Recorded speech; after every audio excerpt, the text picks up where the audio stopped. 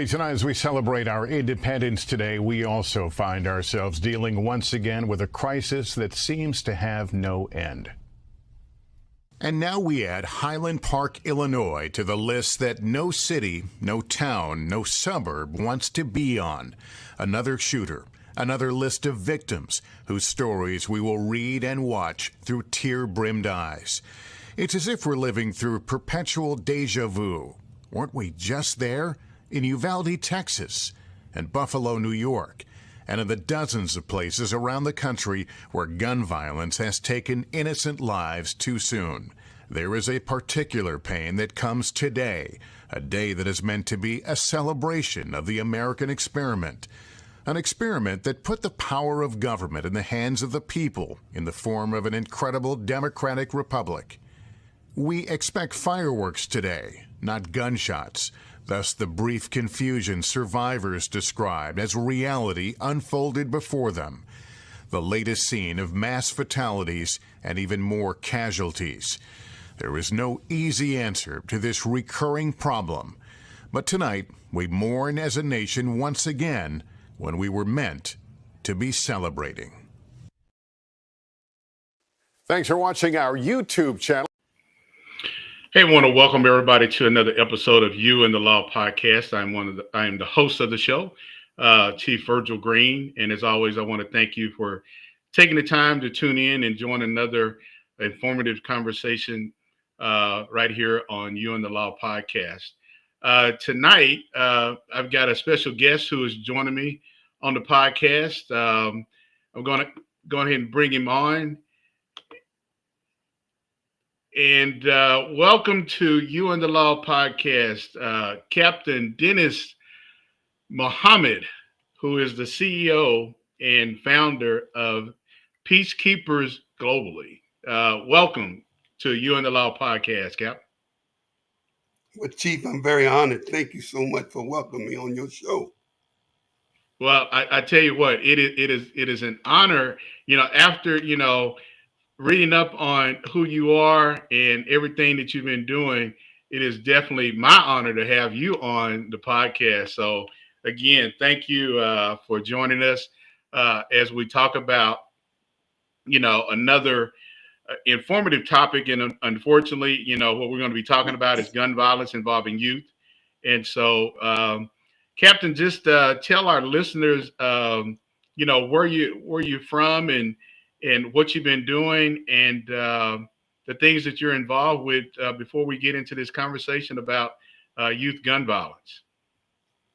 Well, thank you. First, giving honor to God, who's the head of my life, for giving me another chance to correct yesterday's mistakes.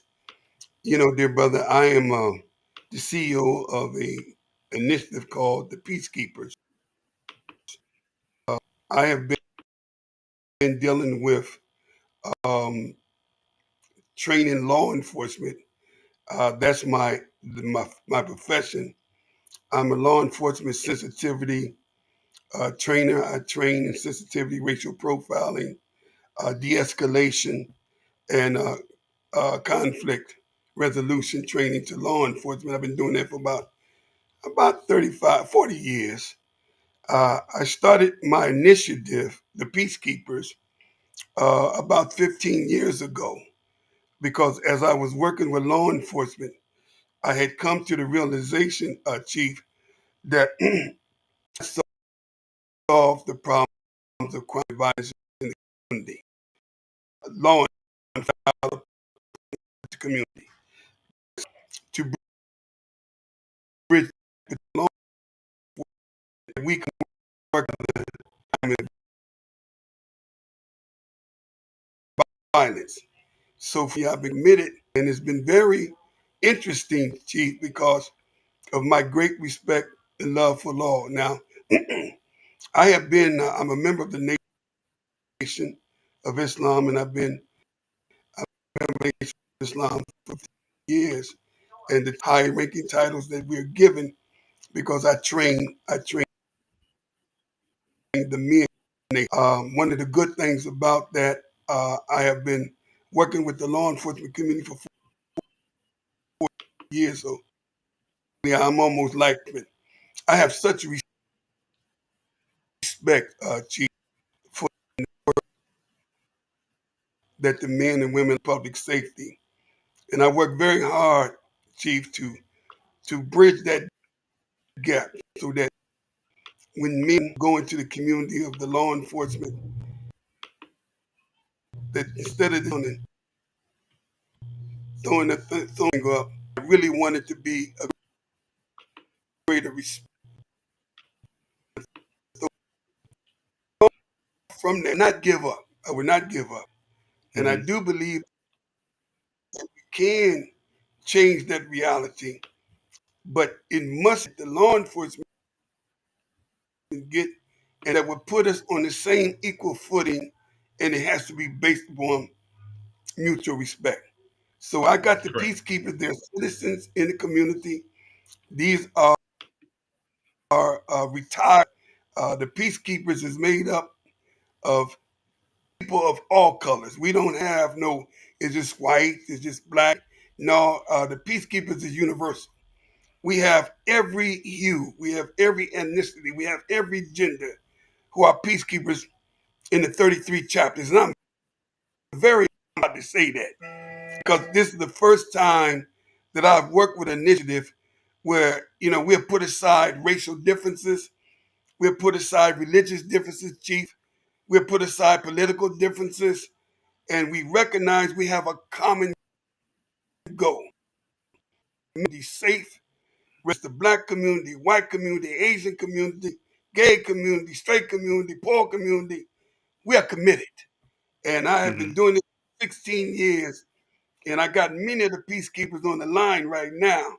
I want to get a shout out to them, and I'm very proud to be the founder and the CEO of such a great initiative, Chief. Okay. Well, so peacekeepers. Now, are you in New York? Where you located? Well, I was born and raised in Columbus, Ohio. That's where I'm at right now.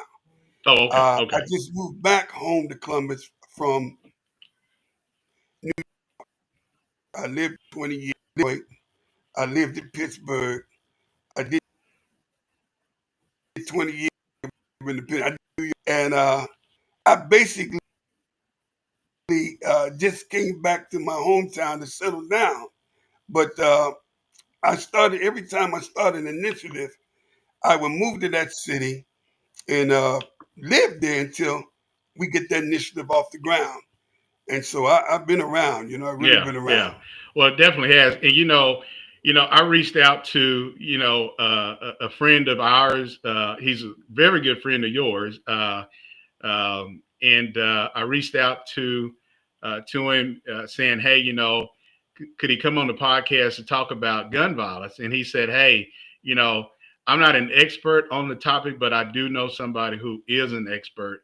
And he referred to you, Captain Dennis Muhammad. And so, Rick is a real good friend of yours, real good friend of Oh mine. yeah. And so I definitely want to give a shout out to Rick for connecting us and bringing us together because this conversation that we're going to be having tonight is a serious conversation about what's going on with the gun violence with youth across the United States. And tonight's topic is you know this past Fourth of July weekend was was a very violent Fourth of July weekend, and so we're going to be talking about why is the Fourth of July the most violent day of the year.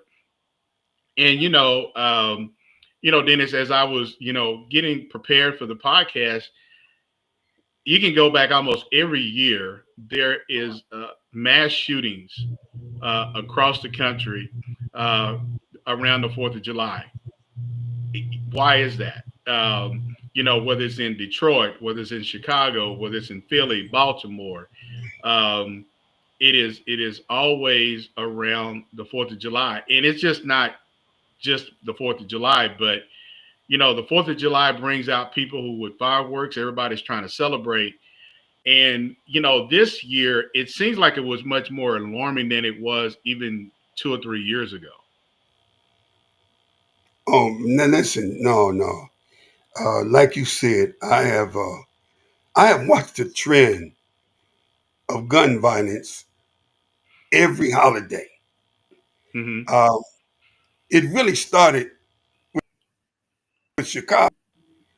It was known that Chicago during holidays had a high rate of gun violence. Hmm. And then it looked like other cities start catching on and seemed like they start increasing in their gun violence. But Yeah. there's no question, Chief. There's no question, no question. This is probably one of the most bloodiest, violent holiday of 4th of July that I know. Yeah. I've never seen the killings like Yeah. Well, there was some information that I found, Dennis, that said that there were over 500 shootings and over 100, almost close to 189 fatalities just over the 4th of July weekend. Now, that's almost like, you know, we're not seeing that going on in the Ukraine and the war that's going on in Ukraine. I think, and this just happened over the 4th of July weekend. So you're talking about, you know, something that started, say, you know, the 4th of July was on a Thursday this year, I believe. And no, it it was was on on a a Friday. Friday. Yeah. And so you're talking about Friday, Saturday, Sunday, and you know, 500 people were shot and over 189 fatalities related to gun violence just in that weekend. And so, you know, there has to be a conversation on a national level that brings in organizations like your organizations, the Peacekeepers, and all these other organizations as to, you know, what can we do to prevent these things from happening? Because there's a video that I'm going to show here in just a little bit. And to see these kids running around with AK-47s, extended magazine clips, um, uh, weapons that you would see in a, you know, in a war, they've got them just openly out like it's no big deal. And we've got to do something about it. And so, again, you know, this is a topic that hopefully people will join in and, you know, have a conversation with us about it. And what are some of the things that's working in the cities that they're in, and what are some of the things that could be that we could do to bring more people together, to have this conversation about, you know, the prevention of gun violence. Well, I'm in total agreement with you now. I'm excited about today because I do believe that we can eradicate it. I really, really do, because if I didn't, man, I would give up. But I do believe in the good nature of good people. And even though there's a lot of innocent victims right now, family, some loved ones over this weekend, I understand a Hmm. 4-year-old was killed, 12-year-old was killed, 8-year-old was killed. I mean, those numbers, It, those age is just devastating. yeah, And it as is. we focus on the devastation of the floods in Texas, and God, I mean, them numbers is going up, Yeah, and it's getting national attention. But that's nature, yeah, and we can't change the course of nature. You feel me? yeah. But Oh yeah, I but definitely what's do. happening in our community is not nature, Yeah, and we do have the power to change the course of how yeah, we interact with each other. So I think that the same attention financially to help the victims of the flood in Houston, Texas, I mean in Texas, we should take the same attitude to support loved ones, innocent loved ones through gun violence. They are hurting, need help. So now that may be a bit much, but about yeah, yeah. that we cannot local violence families that suffer from this gun violence. Yeah, you're right. Hey, Dennis, we just had somebody who joined the podcast. Is it Michelle? Don't have a face up, but we've got somebody named Michelle just joined the podcast. If you can hear us, let me know that you're there. And but if you're just on listening, if you're camera shy, don't be worried.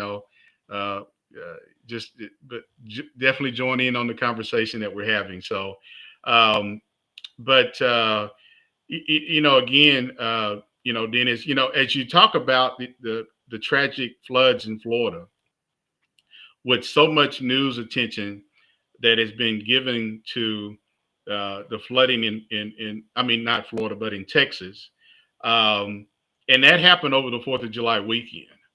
And now you have all of these mass shootings and all these shootings that occurred, whether it was in Indianapolis, whether it was in Chicago, whether it was in Detroit, whether it's in Philly or Baltimore, in so many other cities across the country. Uh, the flooding has overshadowed the news media, rightfully so, is Yeah. focusing on the flood victims, and you've got some local news who are covering the events that took place over the Fourth of July weekend. And I think that's where, even on a national level, will this past weekend, uh, will it get that much attention? Because it's almost kind of like these things happen, and so we got all these other events going on, and who knows when the next disaster is going to happen? Yes. Because there's flooding in North Carolina, there's flooding in my home state of New Mexico, where I'm from. So, uh, but the nation's in the world attention is on Texas right now, because there is still almost 170 people that are missing. So, which is tragic. But Dennis, I want to just remind those who are just now tuning into the nice podcast that we've got on the guest, Captain Dennis Muhammad, who is the CEO and founder of Peacekeepers. And tonight we're going to be talking about why is July 4th the most violent day of the year, and not just here in 2025, but in previous years where the 4th of July has been always a violent day, a violent weekend. And what can we do to have this conversation about getting these guns off the street? And I think that is the biggest conversation, Captain, is about how these kids having these easy access to these weapons in these communities.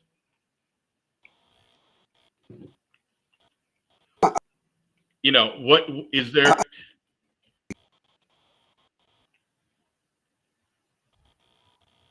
No, go ahead. Can you that we radical stage where that the things we have to implement in our community is going to rub. We have got to such a critical where it has nothing to do with people's feelings.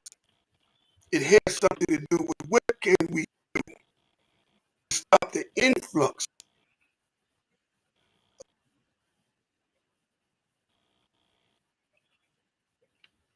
that is carrying.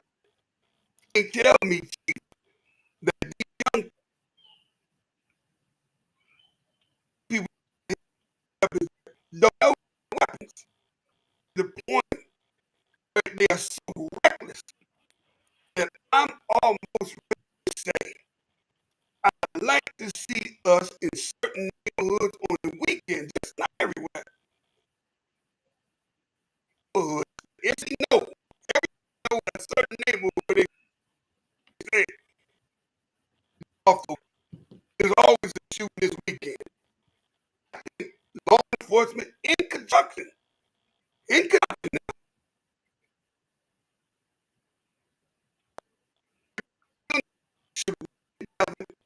and maybe checkpoints. Like in Berlin, you get stopped and get out the car. I mean checkpoints. I mean that we have where go into the community. You got to go to the checkpoint. What is that? But what it's doing is taking a community. Hey, Gun. We can't do the whole section of a bad community, a bad neighborhood that got gun violence on the weekend. And reduce the people know I can't drive. They're gonna pull me over and check me. I can't get no gun. And if you in there with a gun, you're trying to figure out how to get out with your gun. Yeah. Hey, Captain, we're experiencing some little feedback and kind of a delay on your end, and you kind of went off screen. So hopefully Captain Dennis Muhammad will join us back on again. But this conversation we're having tonight about the youth, the gun violence that occurred over the 4th of July weekend. There's a video that I want to pull up and show. Let me bring back on Captain Muhammad. Captain Muhammad, are you there? I know we've been kind of experiencing. Yeah, there you go. All right. I know, Captain. We've been kind of experiencing a little delay, but hopefully you can hear me loud and clear. Yes. Okay. All right. Well, good. Well, just as I was saying to the audience that there's another disturbing video that I want to show to you and to the listeners, just an up close image of the type of weapons that these kids are carrying around with them. And these are weapons that you normally see the military having, or you normally see the police having. And this is what law enforcement is dealing with on a day-to-day basis across every community in the United States. And so it is concerning when you see these, kids, as young as 13 years old with these type of weapons. And so for those who are tuning in, I'm going to share this video with you. And on the other side of it, we'll talk about just what we just watched, and how did these weapons end up in the hands of these young men. We coming out with the gun in my pants, man.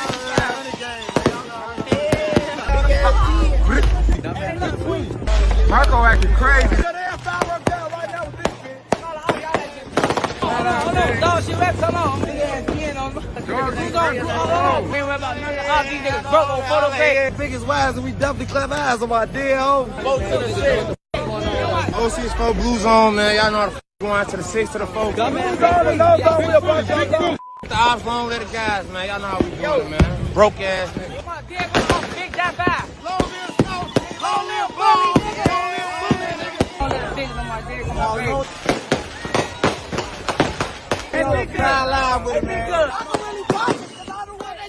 All the ops that ain't alive right now, they ass. Y'all know that shit, nigga. You hear me? Yeah. Big that fire, that eye, we got everything on my dig, come on. And I'm coming down the trace. I been did that already. Hey, shout out Capo Risky on my daughter. Do y'all homework on who going. Captain, to see these young men carrying around these extended magazines, assault style weapons that they've modified to shoot probably 1,000 rounds, and just to see everybody around them like it's no big deal. Everybody is shooting fireworks. They've got their guns out. They got the money out. At any moment, somebody could take a gun and start shooting into the crowd, and it can be another mass shooting. And it's just like, how did we get to this point in our society where these young men and young women just don't value life, and this is just like normal. And hopefully, some people will, law enforcement, wherever this was taken at, some people will be identified and they can get these guns off the street, because that's more important, of getting these guns off the street where we don't hear about another mass shooting. Well, they were um, about 15 years ago in New York, and I said, do you know they had a mandatory law that you would get 1 year in New York if you caught with a weapon? Mm-hmm. And I said, well, how you feel like that? They catch you with a weapon, you're going to do a mandatory 1 year. He said, I would rather be caught without one. Now, when they're will take a chance that they know they can get locked up, then it's serious. What is our young people telling us, Chief? That our communities is not safe because of them? Or is our communities not safe because we as adults did not make it safe? We can sit back and look at their behavior, Chief, and criticize them. But in truth, Chief, if we be honest, what the hell we have done as men,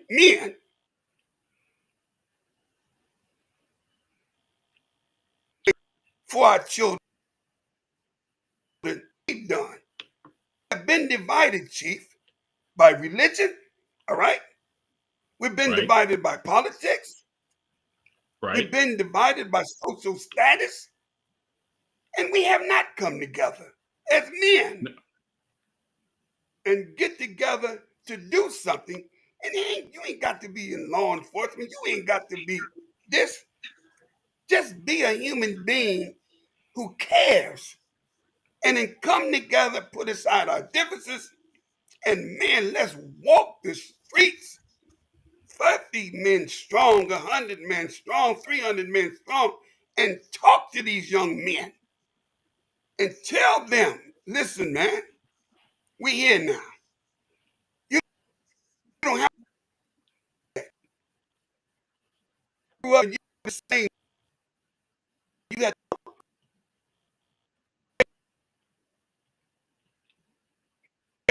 like offered you. There was Oh yeah, but it wasn't no guns. It wasn't no guns. Yeah. a change guns. It wasn't no guns. We put you in the circle, the crowd get around. How did they jump in? It was really a but you got your butt and y'all walked around the park as friends. Yeah. That's the way it was. Yeah. Well, and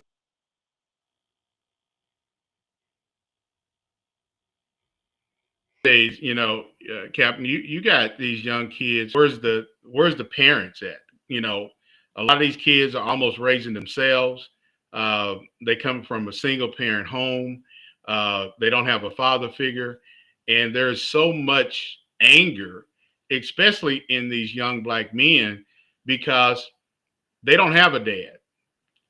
They may have a mother who is working, trying to take care of several other kids, or there may be a grandmother who's taking care of them. And so now they're turning to the streets to survive. And that's all that they see and they know. And so now when somebody is flashing money and flashing guns in front of them, it's almost like, well, hey, I'm making more money out on the street doing this. And, and I think, drugs is still a problem, but drugs is not a problem the way it was in the late 80s and 90s, when there was the war on crack and the war on, whatever type of drugs that was in the 80s and 90s. But we're dealing with a we just came out of a pandemic. And I've said this on our podcast before, is that I think we're in a pandemic with gun violence. And the same way, what did we learn from a pandemic? And we have not learned how to prevent gun violence and from guns getting into the hands of these young boys. And the shooting, I want to say one of the kids that was arrested was 13 years old. I mean, when you think about what is a 13-year-old kid doing with a handgun? And why is a 13-year-old shooting and killing somebody? And so that's, when we spoke the other day for the first time and we talked about, there needs to be some kind of national summit, gun violence summit that brings people together and comes up with some solutions that you can take back to communities. Don't just all come together and say, hey, we came together for 2 days. People boasted about who they were and all this other kind of stuff. And you go back and the weekend, you're still dealing with gun violence. Nothing is going to change overnight, Captain, but there has to be some ways to have some conversations and bring a lot of people together to come up with some solutions. Well, Chief, I got tired of conversations. I didn't even, as I traveled around the country, I started doing town halls. I learned that meetings produce the same thing. If you put a mic in the middle of the floor and put the mic, they go statement. And the statement will be this long. All in the room, I was pulled over. You probably remember me, Mr. Officer so-and-so, and y'all. And so we don't get nothing out of town hall meetings. Mm-hmm. So what I've learned, Chief, that that's what the young people are at. They're not in the church.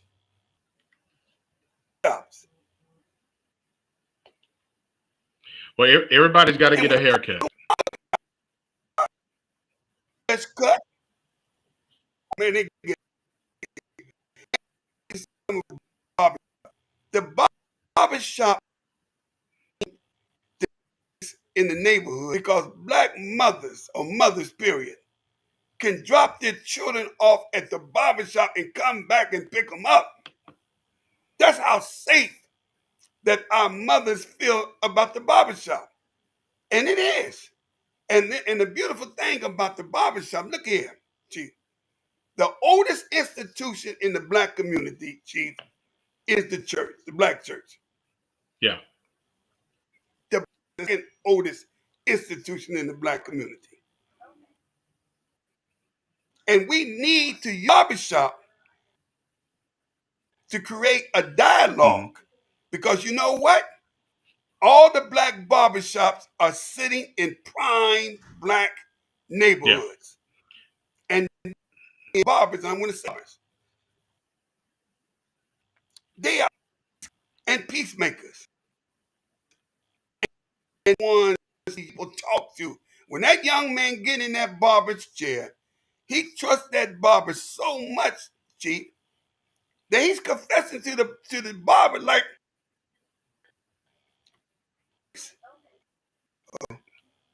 Willie over there that shot that boy the other day, the barber cutting his head. Yeah. Mm-hmm. Yeah. Plus, man, I jumped on my woman last night. Why did you jump on your woman last night? See, we don't mind because we ain't gonna snitch. Mm-hmm. And the barber is a neutral. So we got to take advantage of the barbershops and go in the barbershop. And I'm telling you, man, I did 80 barbershops. Russell Simmons under the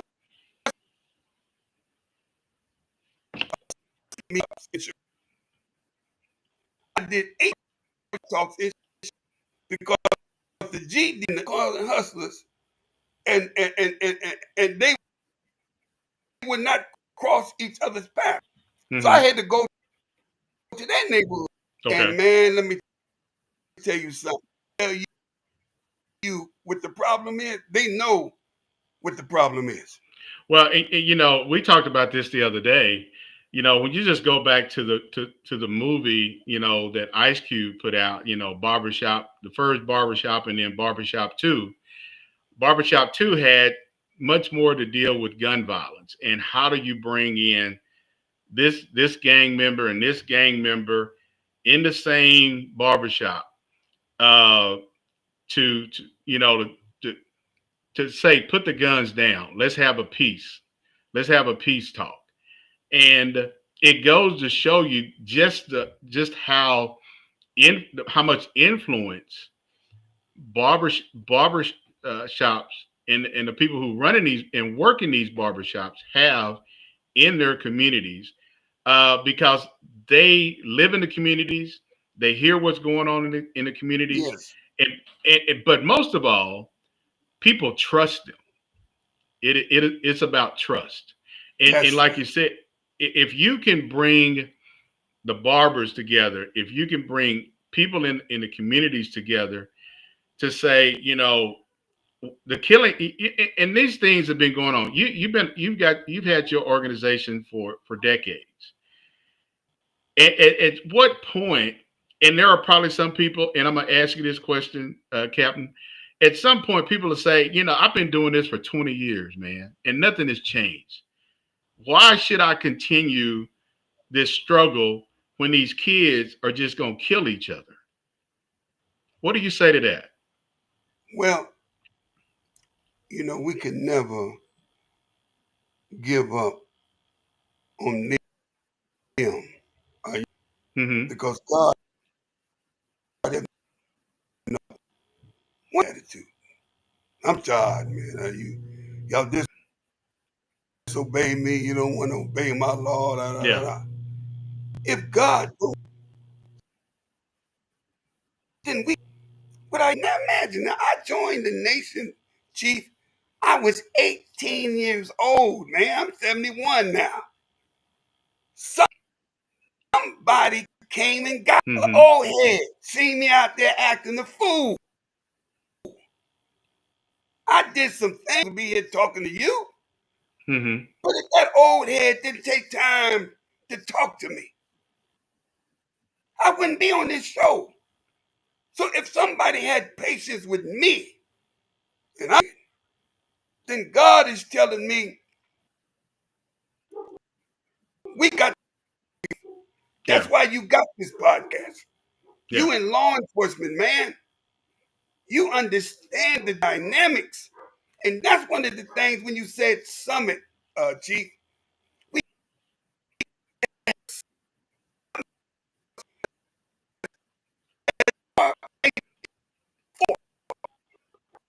address late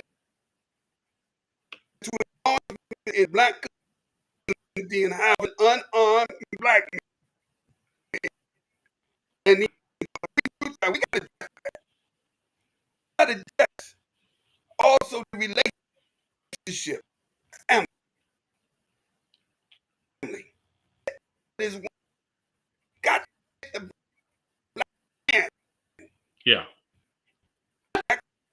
We have to address the violence, mental health, young people, man. And we got to address how can we work together to solve. The work together is the key. And at a summit, and I'm hoping one day, and I love it, Chief, if we can get this summit, I promise you, I would get all that would come to that summit. These young people, they respect their mappers and bring the youth and talk some serious about how we must change our behavior. Yeah. And then have a nice peace concert and then come up with a design, implement with 10,000 fearless men, the peacekeepers and other. We are go in our communities, designate community patrol at the same time in every major city. We would look at the clock, we would look at the date, and we could say right now at this time in 54 cities, men are walking the streets like we talked about at the summit. And when that time hit that, the news gonna say, oh, look at them in Philly, look at them in Detroit, look at them in Chicago, look at them in Ohio, look at them. Look at them in Los Angeles. Oh my God. We can do it, Chief. I know we can do it, man. It can definitely be done, Captain, because I think, at some point, like this past weekend, one of the most violent 4th of July weekends that we've had in a very long time. When you talk about 500 people being shot in one weekend, there's a war going on in Ukraine. There's a war going on in Israel. There wasn't that many people shot between the war in Ukraine and the war in Israel, that how many people that were shot in the United States over the 4th of July weekend. 500 people. That is an alarming, and if that number does not, if you don't sit there and really think about 500 people that were shot in cities from Baltimore, New York, Philly, Indianapolis, Chicago, Detroit, almost every state was impacted by gun violence just days ago over the 4th of July weekend. And I'm sorry, go ahead, Chief. Go ahead, I'm sorry. But but bringing people together, it takes money. You and I talked about this the other day. It takes money to bring people together. And hopefully, when you put the entertainers, you put athletes, it's not just on them to say, yeah, I've got millions of dollars and I want to donate this money to this cause. Communities, everybody needs to come together to see something like this here happen. But it's going to take corporations like, Motorola. It's going to take corporations like, everybody buys Lay's potato chips. Everybody buys Cheetos.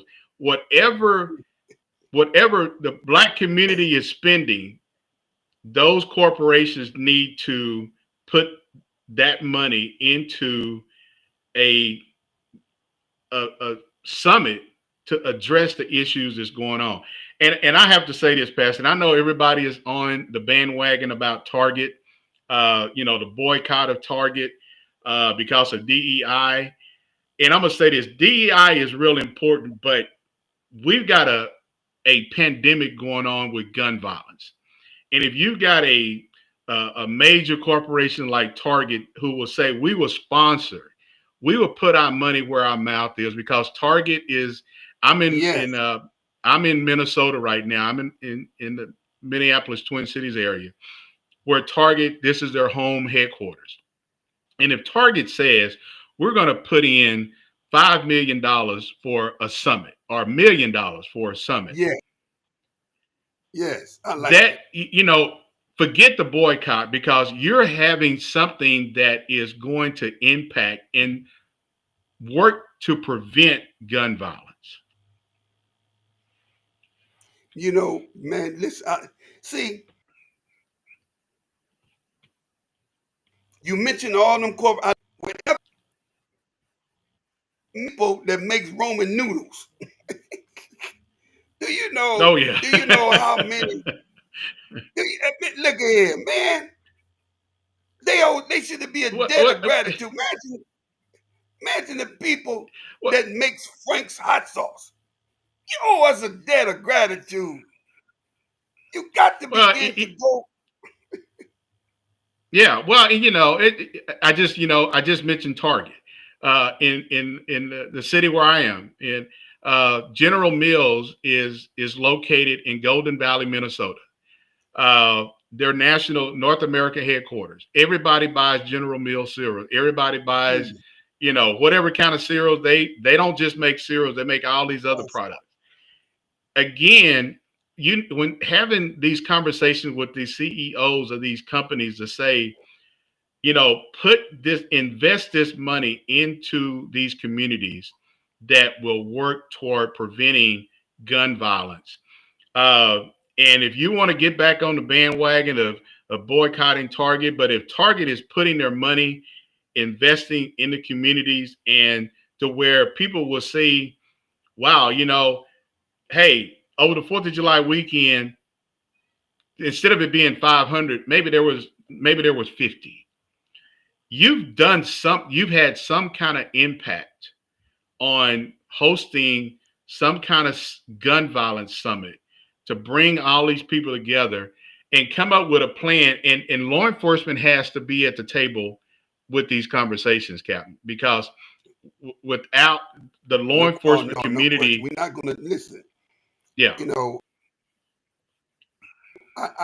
Me and you I'm gonna talk about specifically black law enforcement. Now, yes, sir. I don't care. I can see one black person, and I don't know why when I see all these, I'm a little nervous, and then I see one brother. Now I feel okay. What I'm saying is, we have to police our own. You would never see any blacks in Chinatown trying to police Asians or Chinese, and you don't speak Mandarin. You know what I'm saying? You got Asians for Asians. You got, and it's the same with the Jewish community. We the only people, anybody that don't look like us, don't live in unity, but they don't treat us with the respect that we are due. So now I can't give you the same in the neighborhood food chief. Well, I ain't got to worry because I can get you ass at the barbershop. Yeah. See? Yeah. I can get you at the black club. I'm going to come. Yeah. And so we have to hold our own officers accountable. Yeah. Because you wouldn't be an officer with a star or a stripe if it wasn't for Martin Luther King and those of the civil rights who tore down that wall. Yeah. That you may have an opportunity to be in law enforcement. Well, I can tell you, in the position that I'm in and being a police chief, I wouldn't be in the position that I'm in if it wouldn't be for Martin Luther King, John Lewis, Medgar Evers, all these other people who fought to make sure that our rights were protected and that we were able to be in these positions that has some influence in our community. So you're absolutely right. Hey, Captain, there's another video I want to show before the end of the podcast, and I want to show this last video because this touches on what took place in Indianapolis, because it was so to hear the police chief in Indianapolis, his frustration about how many of these kids were downtown while other people were trying to celebrate and have a good time for the 4th of July. You had all these law enforcement officers there, but you still had a mass shooting with police still there. So we'll play this video, and on the other side of it, we'll talk about some other things related to the gun violence that occurred over the 4th of July weekend. Thanks, Chris. Now at 5, investigators still trying to figure out what led to a mass shooting downtown, not too far from where 4th of July celebrations had just wrapped up. That shooting killed 2 teenagers and injured 5 others Saturday morning. 4 teens now face charges in the case. Officers were called to a disturbance when they heard shots fired right in the heart of downtown at Washington and Illinois streets. As we said, gunfire took the lives of 2 teens, 16-year-old Xavier Jackson and 15-year-old Azaron Cole. CBS 4's Claire Curry brings us more from that night and the charges those involved now face. Why are they? No. People ran in fear as soon as shots rang out. This was the scene downtown near Washington and Illinois streets just before 1:30 a.m. on July 5th. I was heartbroken, saddened by how our city is looking, to people across the country. But more than that, the families that were affected by the violence. Now 4 teens are being charged for illegally possessing guns that evening, with the youngest at just 13 years old. It's ridiculous that a 13-year-old is alleged to have had a firearm.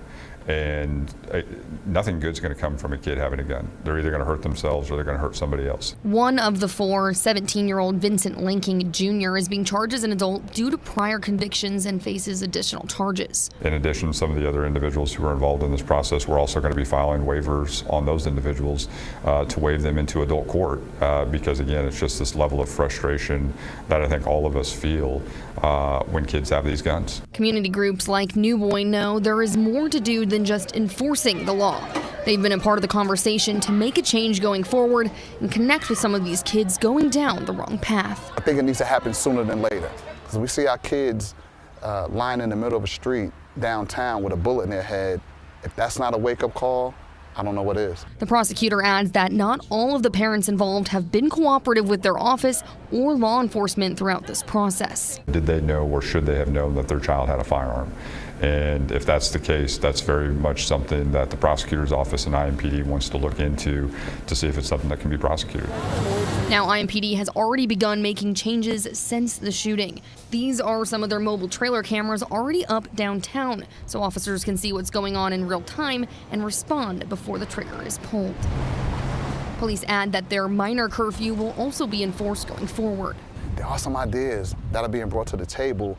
I'm just hoping that in 3 or 4 days or 2 weeks from now, we don't forget about it and we don't put ourselves in the same situation we were before we had a mass shooting downtown.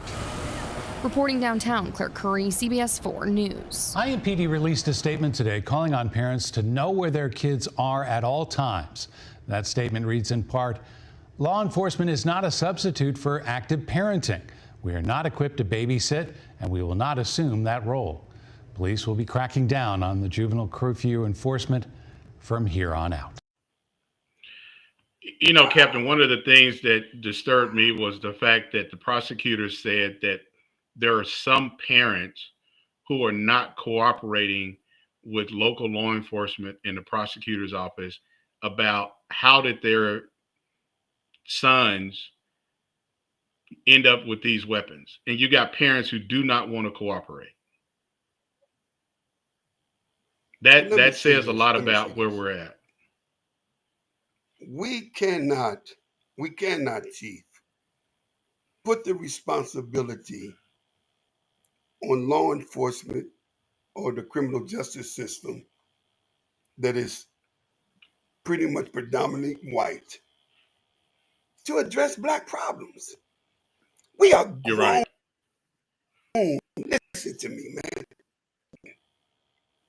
We can no longer shuck our responsibility to handle our business.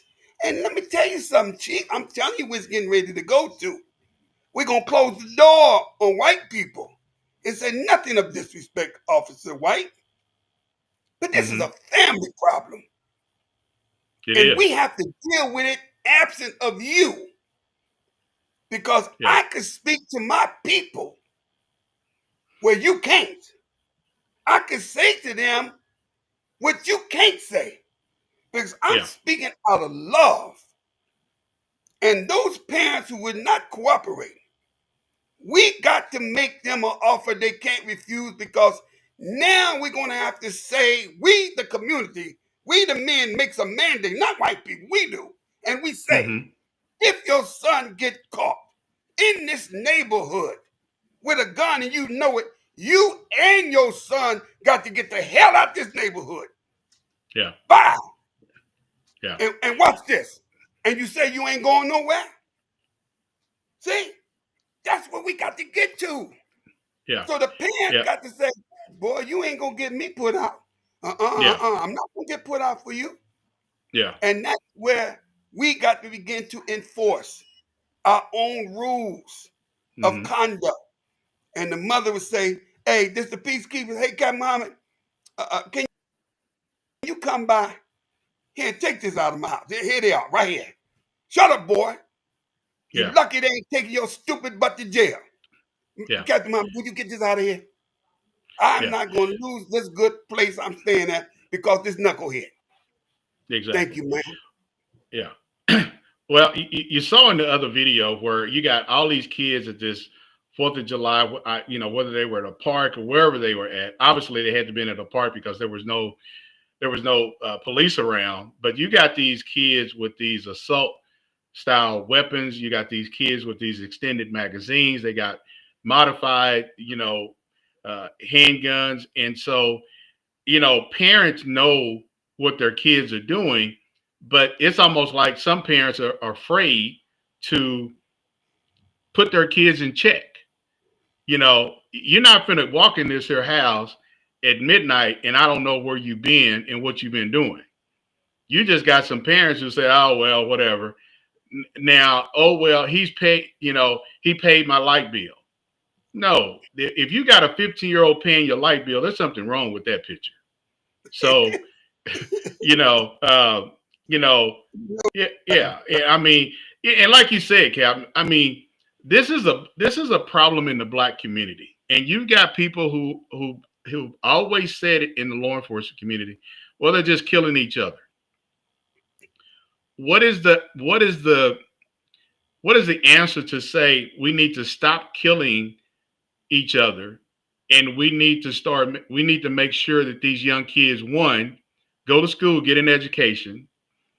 If you don't want to go to college, learn some kind of trade, get a job, become somebody who has living a productive life. Because those 4 kids that were arrested in Indianapolis, the youngest one was 13 years old. Their lives are forever changed, along with the lives that the 2 lives that they took. So, it's sad when families show up, somebody get killed, everybody's falling down, crying, but you could have prevented some things. And again, this is not a problem for your city to solve.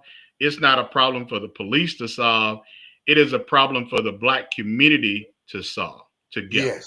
Yes. Chief, you said it. I'm telling you, it's going to change.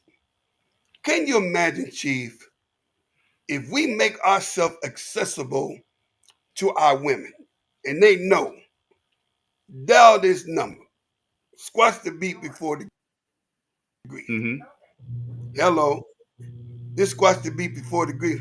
Listen, I got a problem. My name is Miss Randolph, and my boy, he's here and I love him, but he going to get killed. They shot up the house, and I'm just tired. Can somebody, grown man, son me? And then she said, "Told you I was gonna get somebody else." Yeah, brother. Now you can't fight everybody in this room.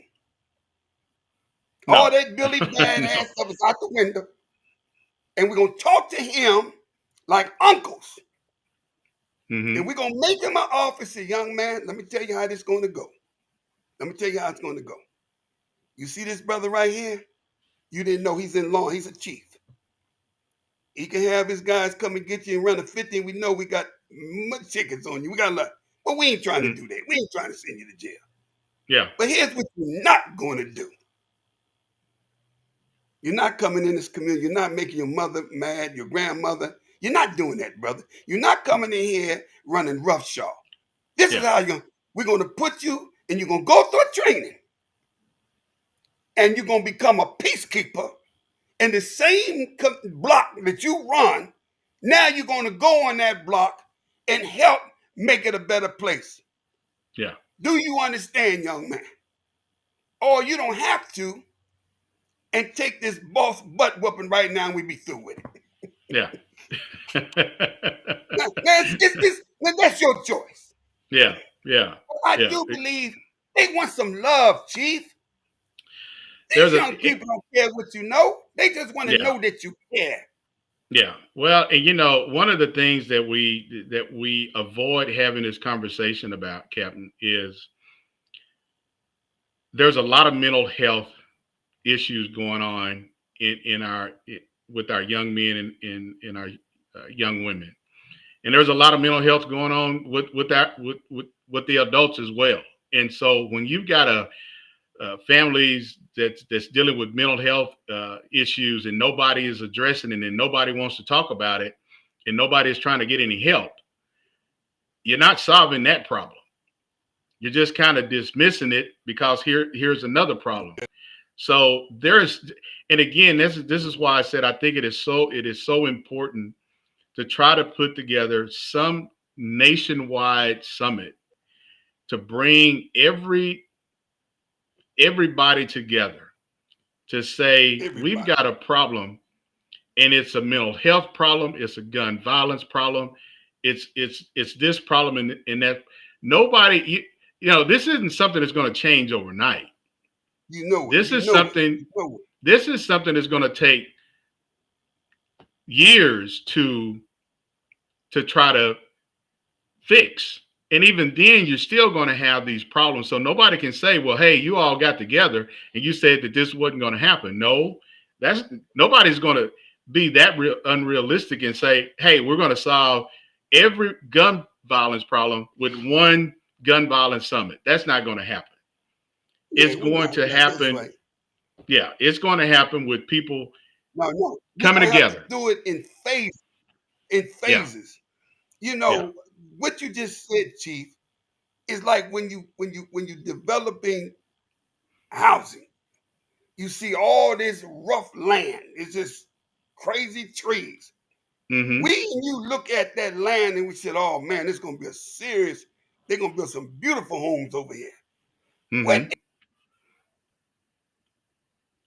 it's the process, it's beautiful. They built overnight. They come in phases, man. It takes some years for that to be finished.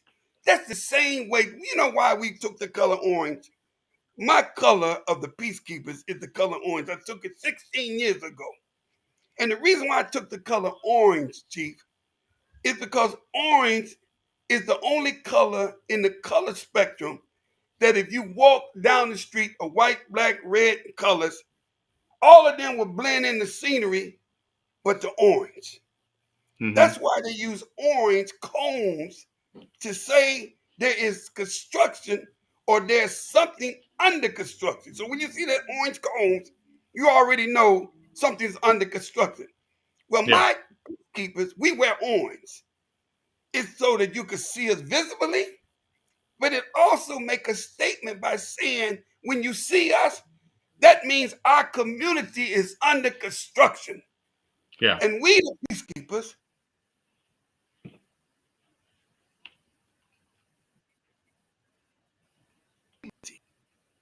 the color of the sun is orange red. By the way, where they come orange correction facility, because you can see that orange a mile away. But we yeah. Oh yeah, yeah. Very fashionable. But man, I'm telling you, Chief, we have not these solutions, we have part, but there are some beautiful gun violence,